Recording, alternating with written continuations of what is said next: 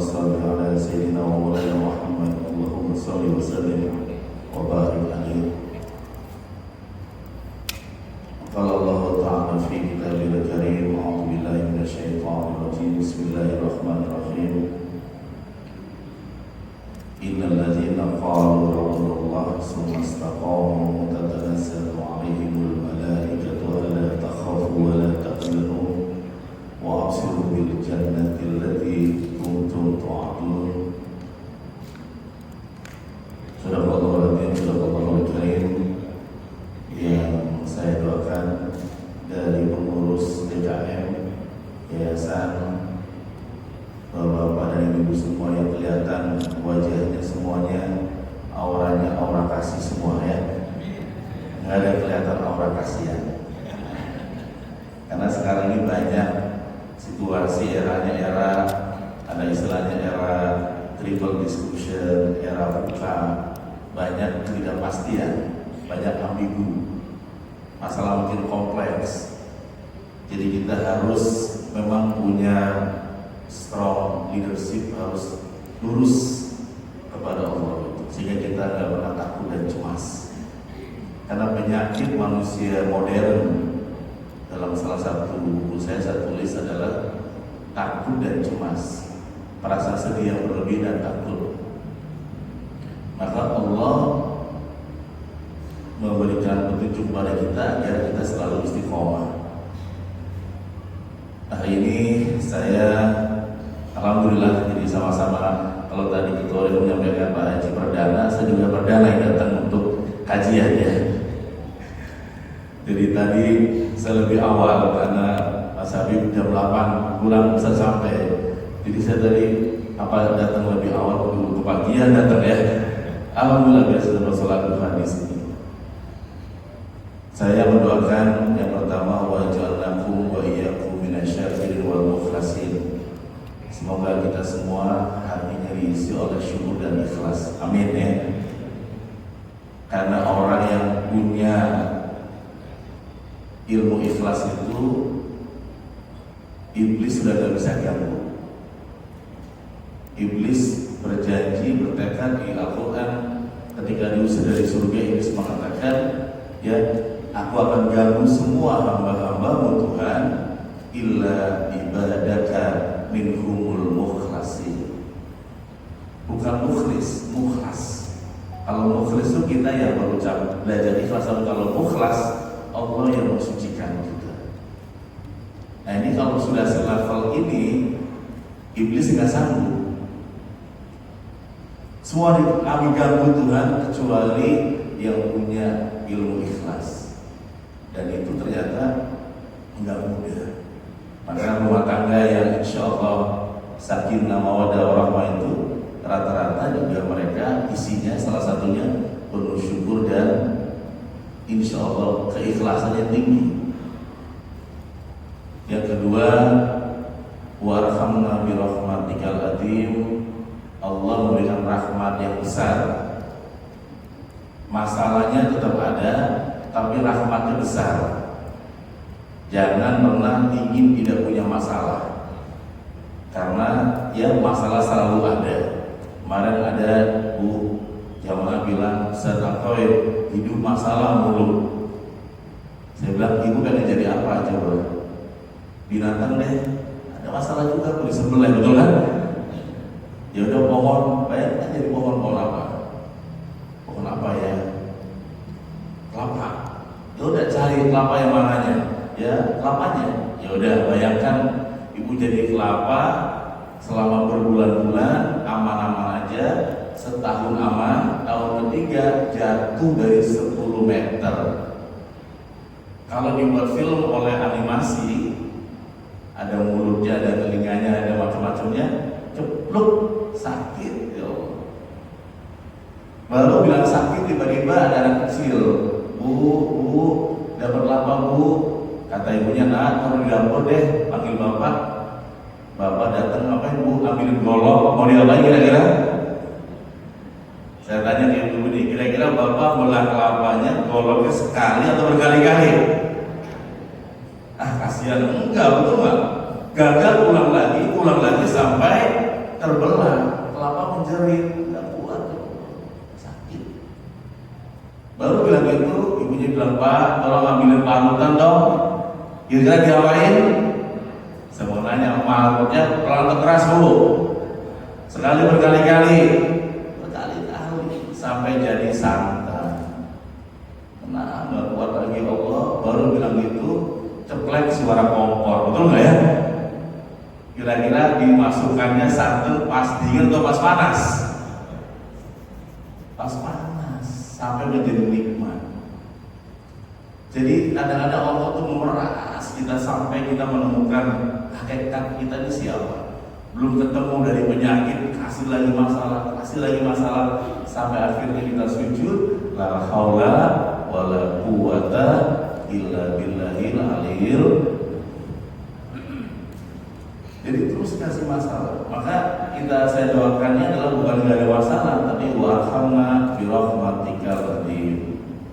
Masalahnya banyak, tapi rahmatnya banyak dari Allah. Amin ya. Ada aja solusinya, ada aja cara keluarnya. Sama dengan pendirian masjid ini ya Pak Haji ya. Ada aja solusinya. Macam-macam tantangannya, tapi ada aja solusinya. Dan yang terakhir, wadkhilna wa iyyakum ilal jannatin na'im. Semoga kita semua Allah masukkan ke surganya. Amin ya. Allahumma amin.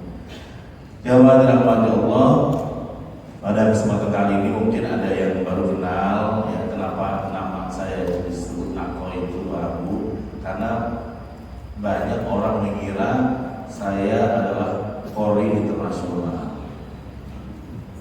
Ya, waktu ayah saya kasih nama Nanan Qasim, pengen kayak Haji Nanan Qasim, saudaranya Muammar Zainal. Ya, akhirnya kita cari nama yang mudah diingat. Kebetulan saya juga menulis buku di Gramedia. Akhirnya teman-teman di radio Smart FM dan Gramedia mencari nama yang ingat, isi kita namanya Nakoi. Kadang-kadang kalau di daerah timur itu Pak Ustaz Baji sering sulit nama Nakoi. MC ini lo ini ahli.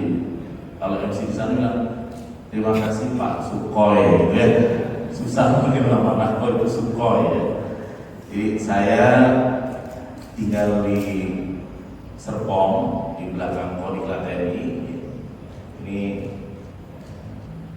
profil singkat saya ya. Allah pernah memberikan kesempatan ke saya, pernah membicarakan rekor muri di Senayan. Pesertanya sebanyak inilah. Ini berapa ribu ini? Mirip, kelihatan mirip ya. Semangatnya ya. Amin ya. 18.000 orang di Senayan. Jadi waktu itu sebelumnya ada namanya Andri Wokso, 13.000 satu seminar, membuat titel motivator nomor 1 di Indonesia 2003, 2009. Tadi ngobrol-ngobrol 2009 ya Pak Haji ya. Nah ini saya pecahkan rekor muri di Senayan, sertanya 18.000 sekian orang. Jadi alhamdulillah ya. Kemudian kesempatan yang baik ini saya juga mohon doanya, lagi belajar istiqomah, kecil-kecilan mulai dari yang ada, kita mulai bangun pesantren mahasiswa-mahasiswi namanya Anakoya, dari nama Nakoi. Jadi Nakoi ya, gampang kalau nanti di map mau dari Goes nanti wajib mampir lewat ya Anakoya, ngopi-ngopi mampir di situ. Ada mahasiswa-mahasiswi yang kita latih tahfidz leadership, belajar hafal Al-Quran, belajar wirausaha, dan belajar leadership. Jadi di sana ada mahasiswa yang sambil hafalan sekarang olah laundry, ada yang percetakan, ada yang buka warung kopi, ya. Kenapa? Karena pengalaman saya waktu kuliah luar biasa. Saya kuliah di UIN Ciputat, dari masuk sampai wisuda tinggalnya di masjid sebagai tukang bersih-bersih masjid di Masjid Fatullah 98 sampai selesai. Ketua DKM-nya sekarang menjadi Menteri Agama, namanya Prof. Nasarudin Umar. Beliau ketua DKM, saya adalah satu-satunya marabut yang mahasiswa. Jadi orang yang bersih-bersih itu banyak berkahnya. Ini contoh marbot masjid bagian kebersihan jadi kayak gitu. Menteri Agama itu dulu ketua DKM dari beliau itu. Ada yang tukang azannya sekarang jadi wakil rektor, Profesor Ahmad Tolabi. Itu dulu tukang azan di Masjid Fatullah. Kalau saya bagian jaga sepatu dan bersih-bersih masjid. Jadi hari ini saya ingin mengenalkan salah satu santri, bukan santri lagi, yang maha santri, karena sudah mahasiswa jadi maha santri yang belajar tahfidz. Dan saya minta mungkin ke depan ya, Mbak Sania, mana Mbak Sania? Ya, nanti silakan, ada kursi Mas Sania. Kita minta gak usah banyak-banyak ya, mungkin berapa ayat hafalan. Silakan Mas Sania. Sebelum kita lanjutkan kajian ya. Ini pondoknya, minta doanya. Jadi kalau mampir ibu-ibu bawa sekalian, oh itu anak saya itu senakoy, mampirlah silaturahmi gitu ya. Mampir ini silakan saya. Jadi tiap hari inilah yang kami latih. Kalau habis subuh betul kita latihan hafal tiap hari istiqomah ya. Dan ini baru dibuka 2 bulan ini Pak, belum lama. Silakan saya mengenalkan diri. Assalamualaikum warahmatullahi wabarakatuh. Perkenalkan, nama saya Sania Amalia. Saya mahasiswi dari Pondok Pesantren An-Nakoyah, bimbingan dari Ustadz Namoy. Di sini saya akan melantunkan ayat suci Al-Quran, surat Ar-Rum ayat 21 sampai 24.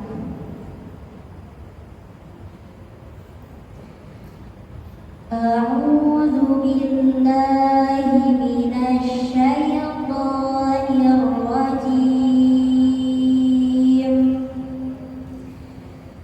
Bismillahirrahmanirrahim. Wa min ayatihi an khalaqa lakum min anfusikum azwajan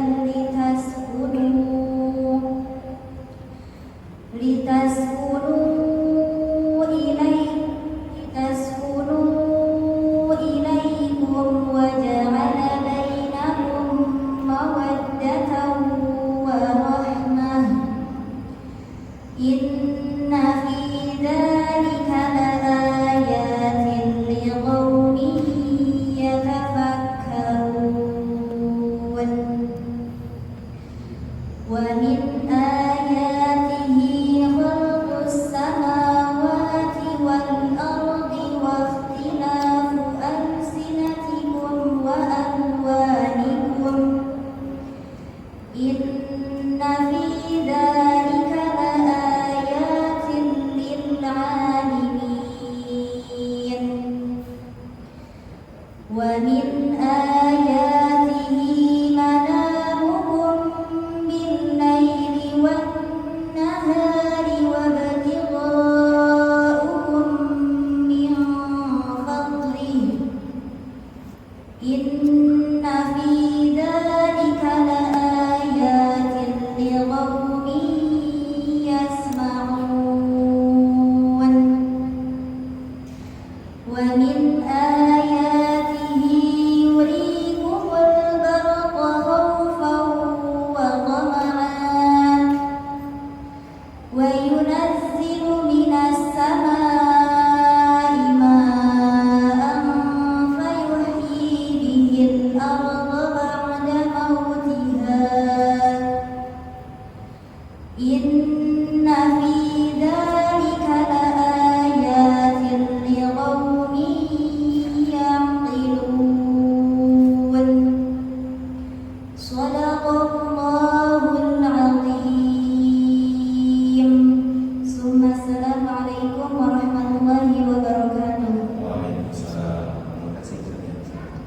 Ini baru mahasiswa semester 1, baru kenal anak koya baru 2 bulan. Jadi masih belajar. Karena ada santri, saya belajar lagi. Akhirnya itu enaknya kalau kita ya tahfidz ya. Karena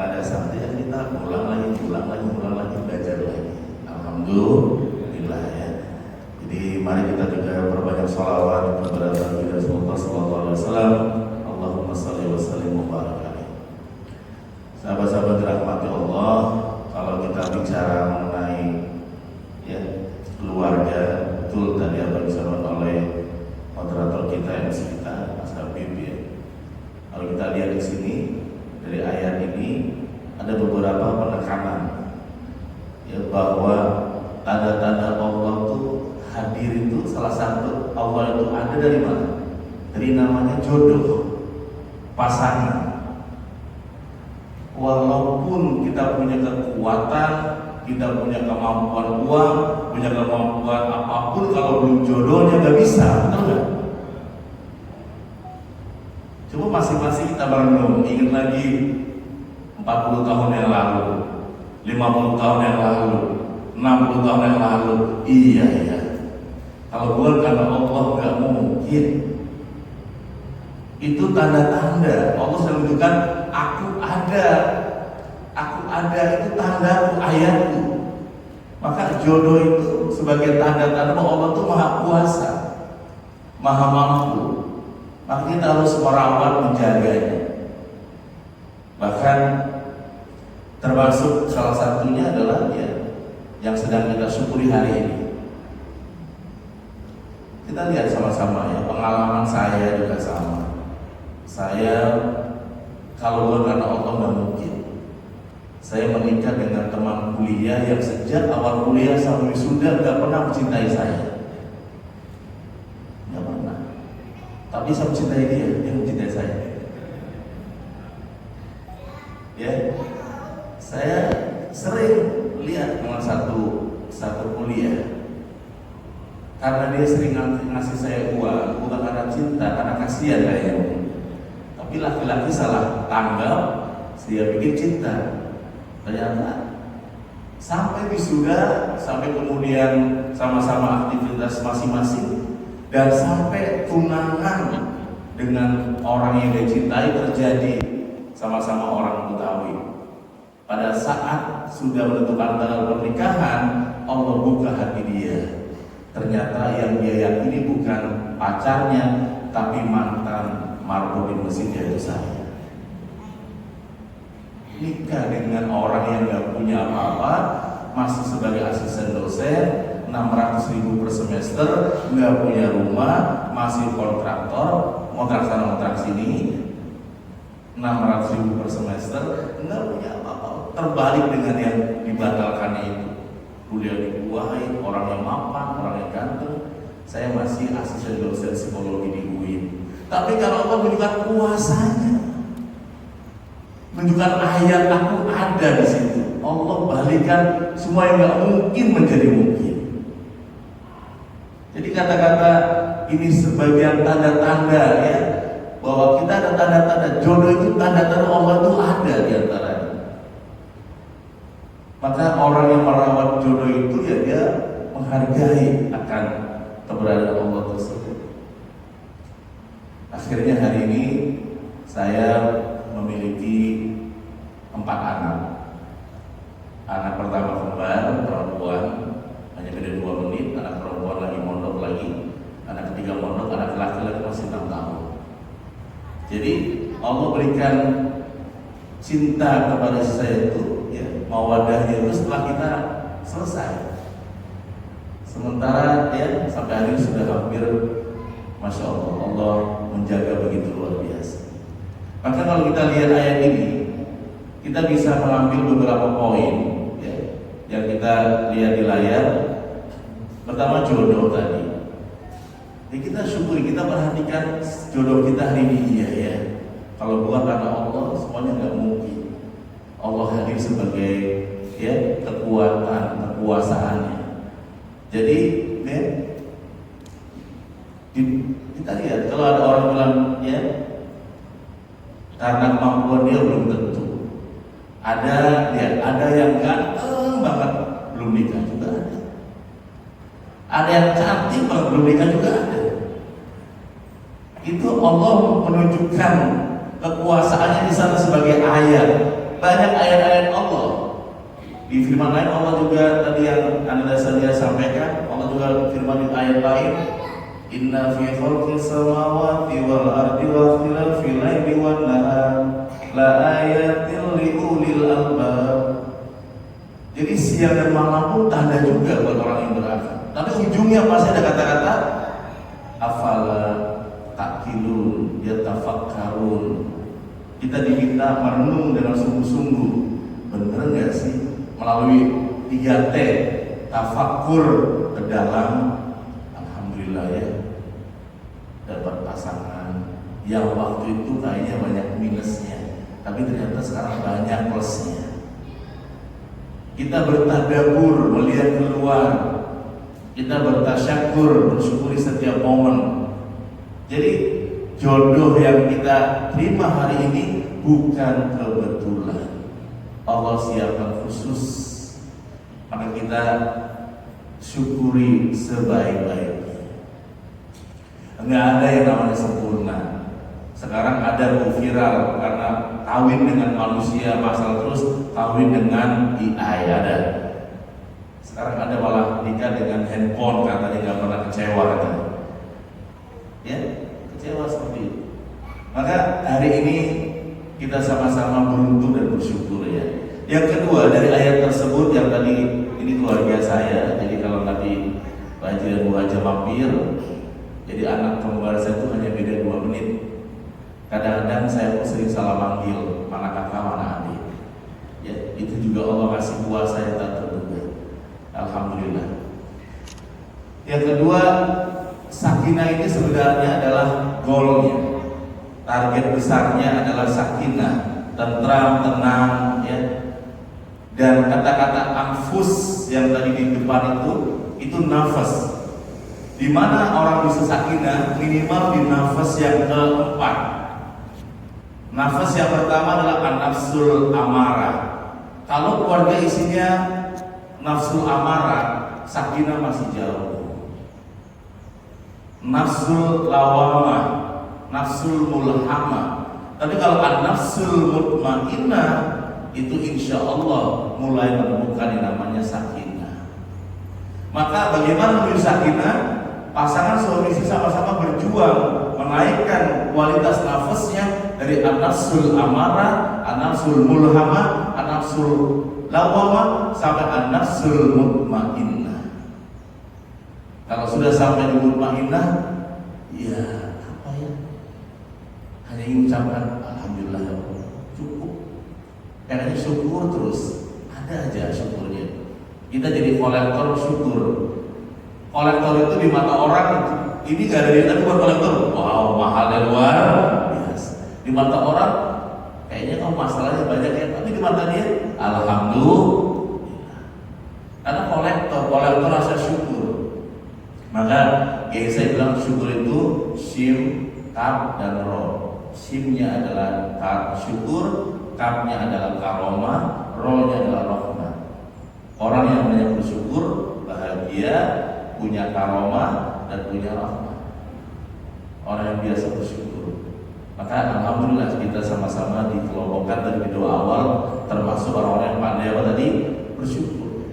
Nah, kalau kita karena dua insan ini bertemu, ya, kemudian dia berjuang sama-sama mendalami dirinya dengan berbagai persoalan dan makin menyatu, makin dalam, makin kuat.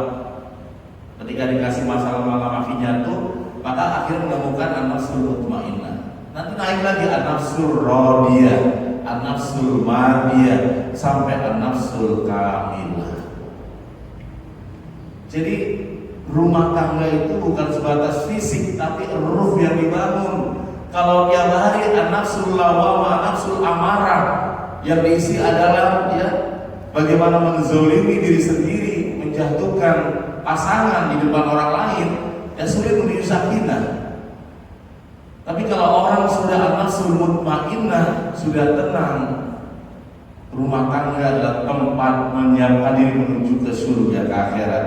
Sehingga ketika Allah panggil ya ayat ihal nafsul mutmainnah irji'i ila rabbiki radiyatan mardiyah fadkhuli fi ibadi wadkhuli jannati. Rumah tangga itu rumah kata Nabi surga, baiti. Kalau isinya adalah kita mulai bangunkan diri kita, buang sifat-sifat nafas-nafas yang menjatuhkan diri kita sampai naik level an-nafsul mutmainnah, dan insya Allah kita istiqomah, jaga terus sampai akhirnya Allah ambil kitanya ridho, kitanya puas, kitanya bahagia. Ribuan orang menangis kehilangan orang baik. Kata Ali bin Abi Thalib, orang yang sukses itu orang yang waktu lahir dia menangis, sekelilingnya tertawa. Senang ya ponakan lahir, betul kan? Tapi nanti pada saat wafat dibalik. Ribuan orang menangis kehilangan orang baik ini, dia yang ruhnya puas bahagia kepada Allah. Nah, itu tantangan kita. Maka tantangan kita adalah kelak pada hari kita wafat, bukan sekarang. Oh dia sukses karena hartanya, bukan. Kalau hartanya untuk tidak hanya untuk keluarga tapi juga untuk dirinya, untuk akhirat, insya Allah juga dia akan puas. Kalau dia melepaskan dendam, kecewa, sakit hati, dia puas. Islam tidak mengenal istilah reinkarnasi. Kalau agama lain ada reinkarnasi. Kalau dia nggak puas sekarang bisa pulang kehidupan berikutnya, kita nggak ada. Kehidupan ini hanya sekali. Saya itu Pak Ustadz, kalau syuting di TV, kalau tapping nggak rapi-rapi, gagal terus kalau tapping. Tapi kalau live selesai langsung. Karena kita nggak mau gagal. Tapi kalau tapping kurang bagus deh, kalau jadi dikasih kesempatan malah akhirnya ulang terus. Karena Islam nggak ada reinkarnasi. Jadi kita hidup sekali ini, maka kita persiapkan dengan sebaik-baiknya. Ada buku yang ditulis oleh Profesor Omar Hidayat, judulnya Psikologi Kematian. Dalam bukunya mengatakan kalau mati adalah akhir segalanya, ya bebas-bebas saja. Tapi ternyata mati adalah awal dari segalanya. Itu problemnya. Jadi mati itu awal dari segalanya, bukan akhir. Justru dimulai dari kematian itu kita akan mulai. Kalau orang yang percaya dengan agama, mati itu akhir kayak ayam selesai. Kalau kita percaya agama, mati adalah awal dari segala-galanya. Maka kita persiapkan sebaik-baiknya, termasuk keluarga kita naikkan level kita. Ya, dari tadinya mungkin masih gampang marah, gampang bolak-balik, gampang kecewa, gampang kurang bersyukur, kita naikin levelnya biar merasa sudah cukup, sudah dapat nikmat yang banyak di rumah itu, sehingga akhirnya rumah adalah surga yang alhamdulillah. Ya, nah menuju ke sana memang di Al-Quran ada yang namanya mawaddah.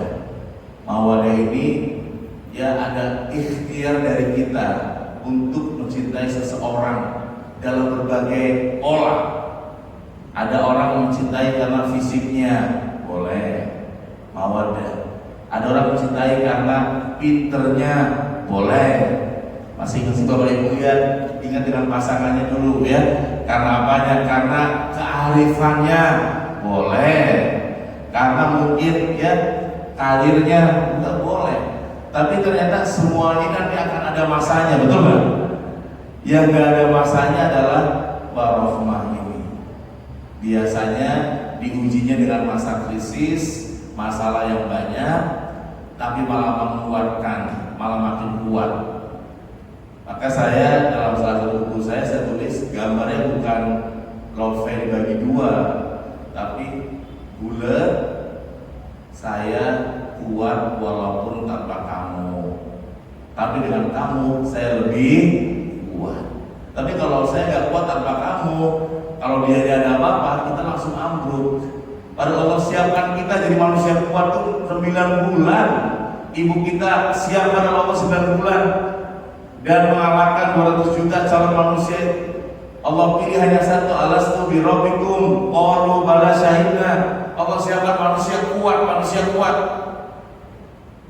Pada tanggal 12 Agustus lahir seorang bernama Nana Mesin Yusuf. Tanggal 1 April, 2 Juni, 1 Mei, 1 Desember lahir Bapak Ibu semua. Masa ketika kemudian ada yang hilang, kita kemudian kehilangan semua kekuatannya. Maka bukan saya kuat kalau ada kamu, saya kuat walaupun tanpa kamu. Dengan kamu saya lebih kuat. Allah sudah siapkan kita menjadi manusia kuat, dipilih begitu luar biasa. Maka ada yang masa-masanya ya anak-anak kita masih mawadah, masih fisik. Kalau istilah manusia itu di Al-Quran panggilnya adalah basarun. Basar itu artinya manusia yang tampak kulitnya. Bayangkan ya, ibu sama Pak Haji bangun tidur nggak tampak kulitnya, yang tampak rambutnya. Kaget nggak kira-kira? Abi bangun, kelihatan mukanya nggak ada rambut semua ya. Jadi salah satu yang kita syukuri kepada Allah, kita basyarun.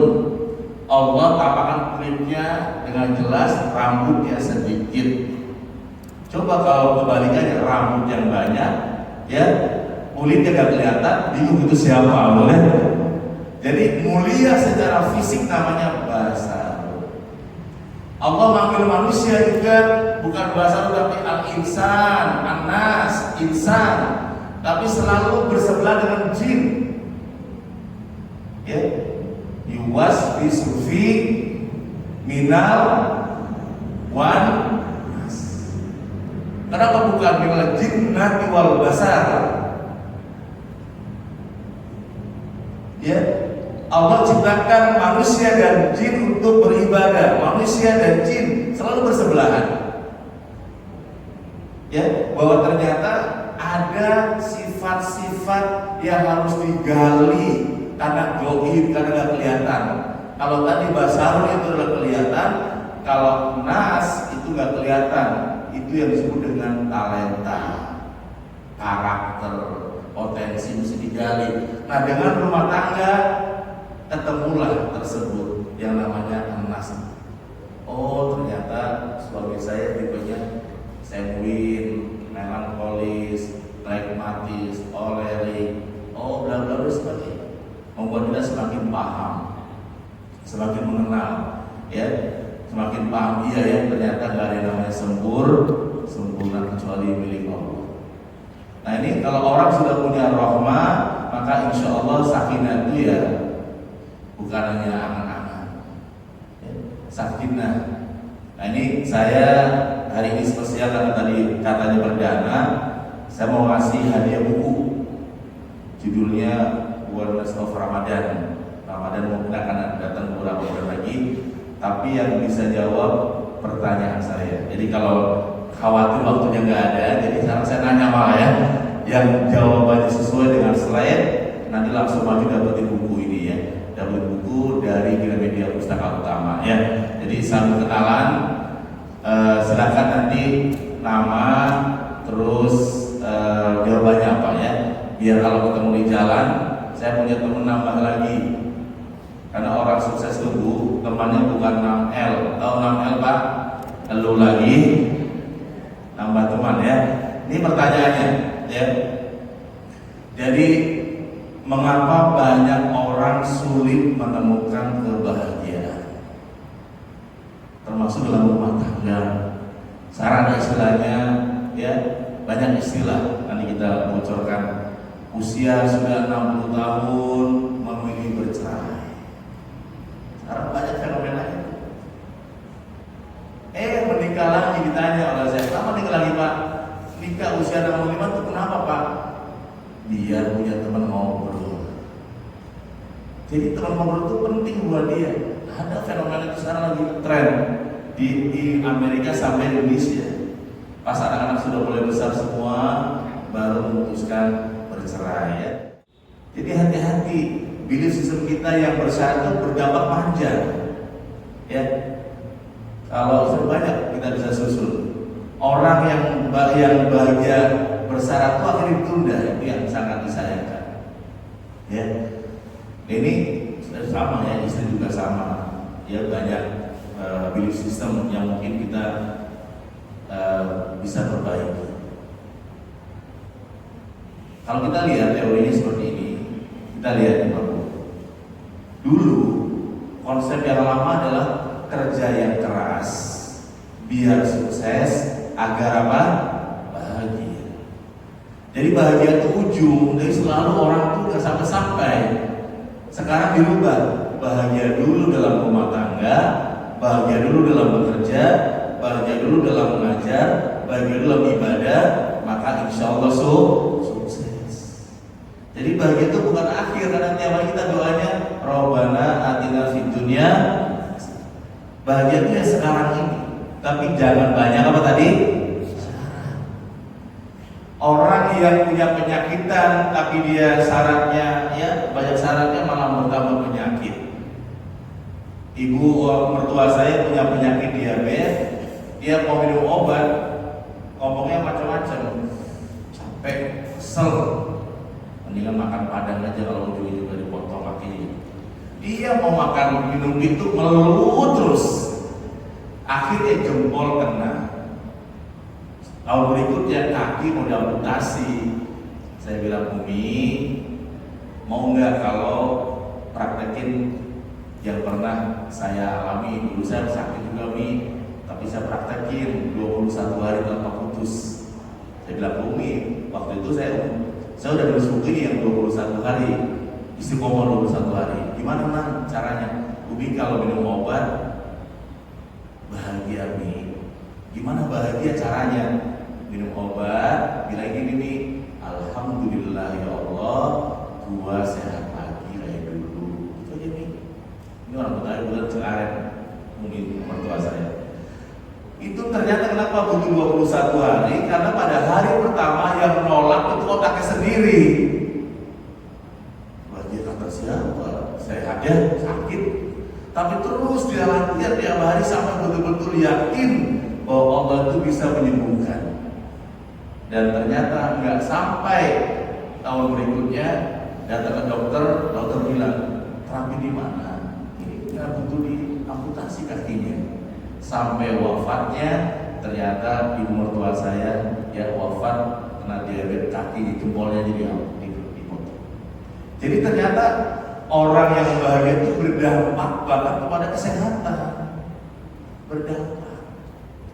Maka tapi kalau bersyarat ya nggak bisa. Apalagi bagaimana bahagia kalau utangnya banyak, nah itu masalah juga kan.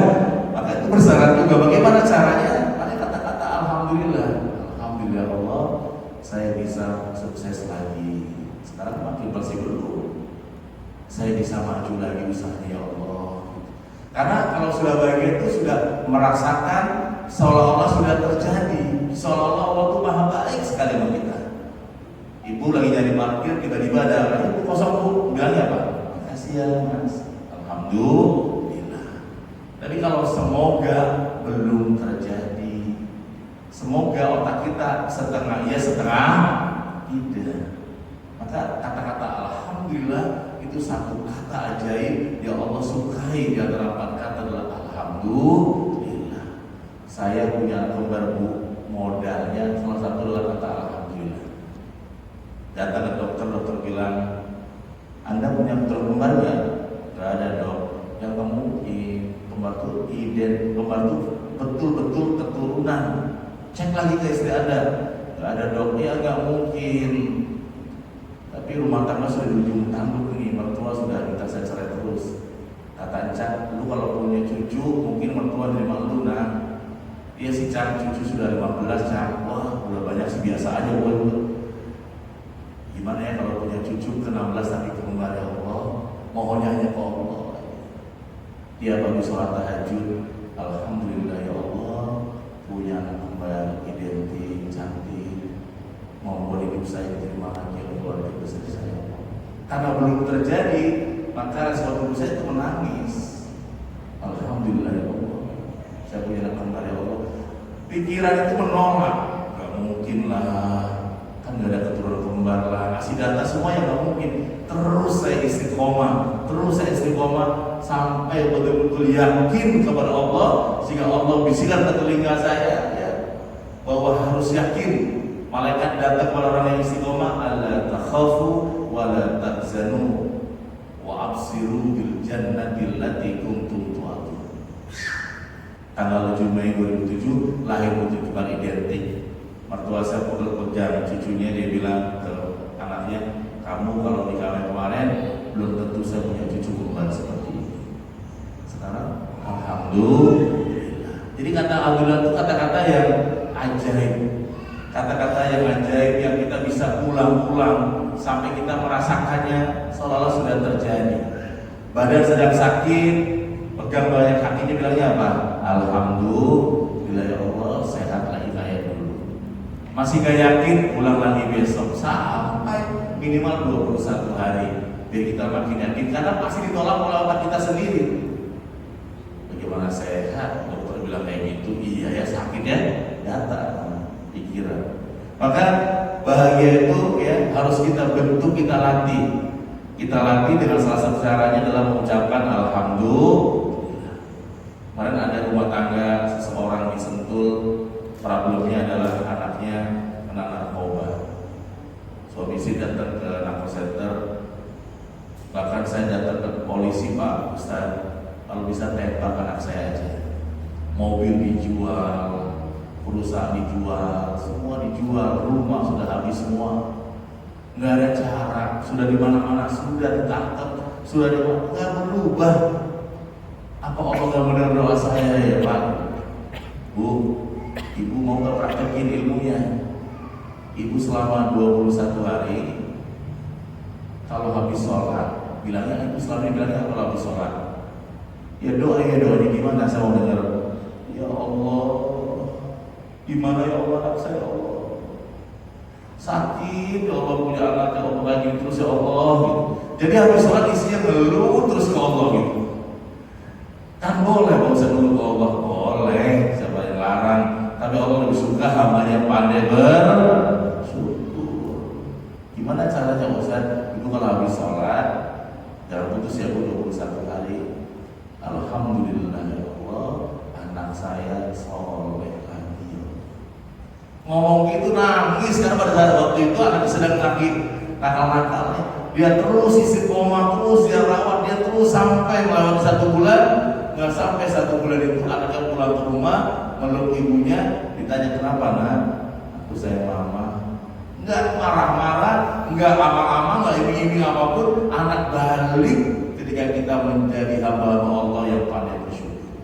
Allah balikkan hati anaknya tanpa dengan ribut sama sekali.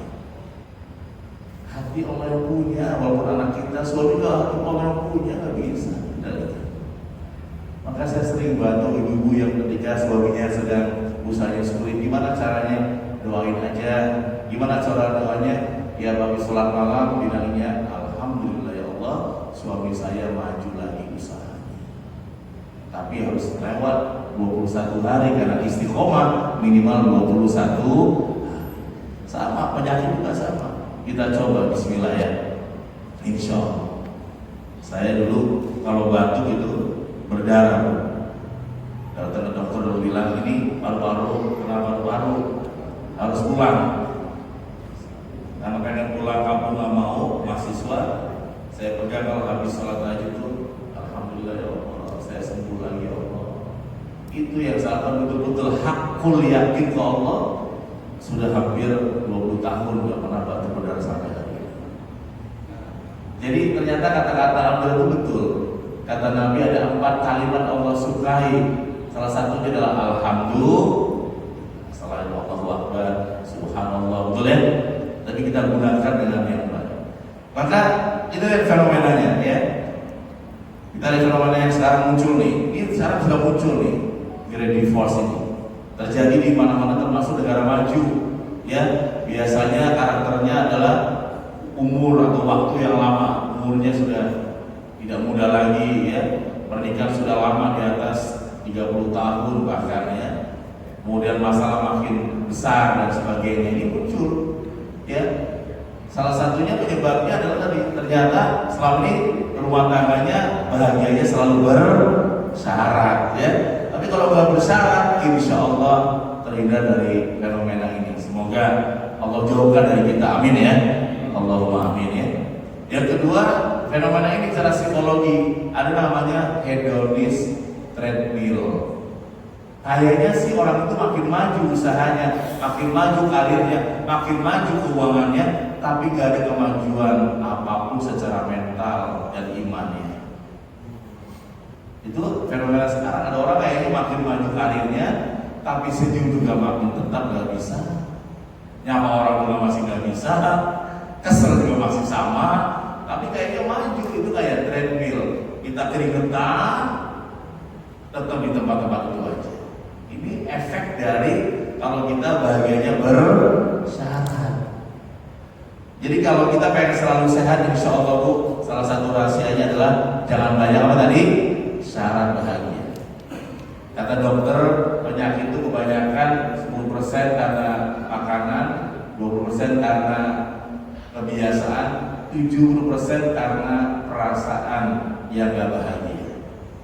Maka coba di Tangsel ingat waktu corona, boleh ngacung, ada nggak yang orang bilang kena corona, ada nggak Bu? Orang bilang kena corona ada nggak Pak?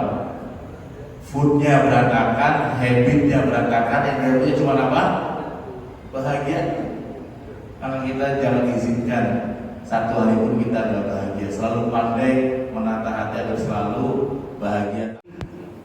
Yang biasa sakit pegang-pegang, sekarang pasang wajah yang bahagia sampai kita bilang sekarang udah sembuh ya Bu. Amin. Pokoknya wajah kita ini kecepatan cahaya Pak. Ya, orang melihat kita senang di mata orang itu kita sedang bahagia, insya Allah. Kecepatan cahaya. Memang kalau kita ambil istilahnya Imam Ghazali dalam kitabnya Kimyatus Sa'adah, bahagia itu ada 3 level. Sa'adatil bahaim yang paling rendah. Sa'adatil bahaim itu bahagianya binatang. Ada beberapa cirinya. Pertama, makan. Jadi ada manusia itu kalau makan dia bahagia, berarti sa'adatil bahaim. Habis makan ngapain? Tidur, betul nggak ya? Naum, ya. Singa habis makan ngapain? Tidur. Ada orang bahagianya tidur terus. Ada selain tidur ngapain? Ya, minum.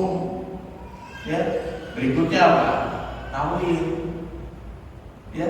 Jadi kalau kita puncak kebahagiaan di level itu nggak jauh dengan binatang menurut Imam Ghazali kitabnya Sa'adatul Kimyatus Sa'adah. Maka kita naikin levelnya. Maka Islam mengatur biar kita nggak begitu ya puncak kebahagiaan di makanan. Kita latih dengan puasa Ramadan, ada Senin Kemis, ada daun, macam-macam puasa itu. Kita akhirnya bisa membuat jarak dengan makanan. Kalau enggak kita akan sama dengan apa tadi?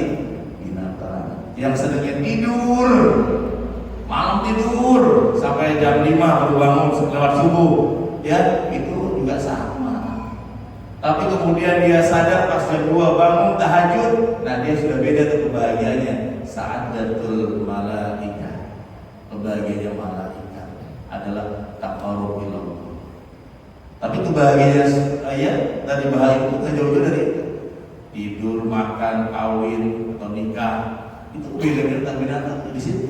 Itu ada orang puncak kebahagiaan hanya di seks, nggak jauh dengan apa? Binatang. Binatang juga sama ya, kawin terus kadang-kadang ya. Nah ada orang kalau kawin terus berarti nggak jauh-jauh dengan Sa'adatul bahaim menurut Imam Ghazali, menurut saya ya. Nah tapi ada juga kata Imam Ghazali di antara Sa'adatul malaikat, Sa'adatul bahaim ada namanya ya kebahagiaannya binatang buas. Ada orang bahagia ketika menghancurkan karir orang, merusak bisnis orang, merusak masa depan orang. Itu ada orang sampai level itu. Ada orang ketika dia hancur orang lain karena usaha dia merasa plong. Nah, ini juga bagian dari penyakit manusia-manusia modern. Maka Sa'adatul malaikat salah satu cirinya adalah bagaimana kebahagiaannya malaikat, taqarrub ilallah, dekat dengan Allah, dan juga bisa membaca tanda-tanda kebesaran Allah dimanapun. Ayat-ayat tersebar luas dimanapun dia berada. Ayat-ayat begitu mudah berada. Jadi kita praktekkan insya Allah ya. Biasanya kita yang praktekin, yang berdampak kadang-kadang kita langsung berdampak kepada anak-anak kita. Orang tuanya yang praktekin bahagia tanpa syarat, anaknya dapat bonusnya. Contohnya siapa? Contohnya Nabi Allah Ibrahim alaihissalam. Ibunya nyari air dari sofa ke Marwah bolak-balik, yang dapat bonus adalah Nabi Ibrahim alaihissalam. Bapak ibu yang praktek bahagia tanpa syarat di rumah, yang dapat bonus anaknya sedang kuliah, sedang bekerja, sedang lagi bangun masa depan, Allah mudahkan. Karena kita punya riado yang sangat istimewa. Ya, yang kedua, tadi berarti S yang berapa nih Bu? S yang pertama ya. S yang kedua adalah sedekah dengan bahagia. Ya, karena kita nggak bisa lepas dari namanya uang. Ya, maka coba kita tiap hari tanpa putus. Yang sudah praktekin, alhamdulillah. Setiap musim selalu sedekah tanpa putus. Bagaimana kalau batal, mulai lagi pada hari pertama. Sampai kita termasuk ke dalam kelompok ahli sedekah. Kalau punya sedekah satu hari kayak pulang. Ahli sedekah. Karena sedekah itu bukan pengetahuan, sedekah adalah kebiasaan. Kalau sudah biasa, ternyata gampang. Kebiasaan minimal tadi berapa hari tadi? 21 hari. Insya Allah ya. Yang terakhir adalah selalu bicara yang baik atau puasa bicara buruk. Ya, lagi ada hal buruk dengan suami, coba puasa bicara buruk tentang ya yang di hadapan kita. Puasa bicara buruk tentang istri. Lagi ada yang buruk, kita tahan puasa dulu selama 21 hari. Kita ganti kata-kata dengan alhamdulillah. Lagi ada kecewa, kita ganti alhamdulillah saya bahagia hari ini. Kita ganti langsung switch selama 21 hari. Insya Allah ya kita lebih bahagia, lebih sukses, lebih dari sebelumnya menuju sakinah, bukan hanya cita-cita tapi menjadi nyata. Amin ya. Allahumma amin. Karena mantul loh. Ucapan yang kita ucapkan ini mantul. Bapak Ibu mungkin kenal dengan orang ini. Kenal dengan ada tahu Bapak? Namanya siapa? Mbah Surik. Bercanda, bergurau, lagunya bercanda aja mantul. Pikiran tuh lagi. Judul lagunya Tak Gendong. Akhir lagunya teriak capek. Dan Mbah Surik dicatat oleh media wafat karena capean. Jadi kalau ada istri ya dan atau ada suaminya dengan tiap hari diulang-ulang akan mantul dalam ilmu pikiran. Lagu aja mantul. Ada lagunya Betaria Sonata. Pulangkan saja, betul kan? Nggak lama menjadi nyata oleh Betaria Sonata. Nggak lama dipulangkan oleh Willy Dosti. Ada lagunya Ahmad Dhani, judulnya Aku Cinta Kau dan Dia. Waktu itu belum ada dia. Nggak lama muncul dia juga ternyata. Ada di Depok namanya Ayu Ting Ting, alamat palsu. Nggak lama menikah muda, punya bayi dari alamat suami, ternyata palsu. Jadi teorinya mana? Contohnya ada. Ya, dangdut Caca Hardika masak sendiri, betul ya? Sekarang sendiri ya. Ya, di Bandung ada artis terkenal, judul lagunya Mama ingin pulang, nggak lama pulang kecelakaan. Siapa namanya? Nika Ardila. Ya, Seventeen lagunya kemarin nggak lama. Kejadian di Ancar itu istrinya meninggal. Jadi lagu itu mantul. Maka kata Nabi, fakul khairan, bicara yang baik atau diam lebih baik. Selama 21 hari bicara yang baik atau diam lebih baik. Enggak ada yang baik dari pasangan hari itu, diam aja. Problemnya adalah kadang-kadang kita nggak bisa diam. Nggak mudah. Bahkan Nabi Musa alaihissalam yang bisa membawa ya kaumnya menyeberangi lautan, ternyata yang nggak bisa hanya satu diam. Allah perintahkan Nabi Musa belajar kepada ya Nabi Khidir. Kata Nabi Musa, aku sudah sangat kuat, mau suruh belajar lagi. Ternyata kata Nabi Khidir, nggak bisa kamu wahai Musa. Kata siapa? Fir'aun aja saya lawan, saya kuat nih, nggak bisa. Emang apa perintahnya? Apa itu? Iya. Maka saya dalam teori leadership ya, kebetulan kita ketemu di sini, ibu saya lain, ini saya tulis yang kedua adalah silent leadership. Iya.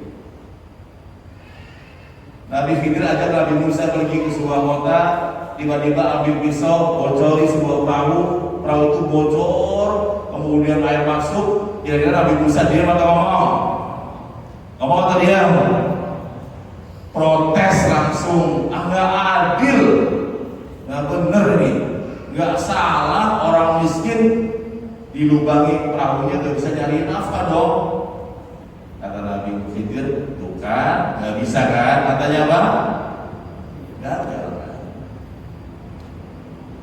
Akhirnya Nabi Khidir bilang, wahai Musa, kalau tidak melubangi perahu ini, 1 jam yang akan datang akan ada perampok membawa kabur perahu ini. Orang ini nggak punya lagi perahu, nggak punya penghasilan sama sekali. Karena aku bocori, akhirnya dia cari perahu lainnya, dia selamat perahunya. Maka namanya ilmu hikmah. Di atas ilmu ada hikmah. Musa masih pakai ilmu, Khidir pakai hikmah. Maka kata Imam Ghazali, orang yang 3 hari gak makan gak minum, badannya sakit.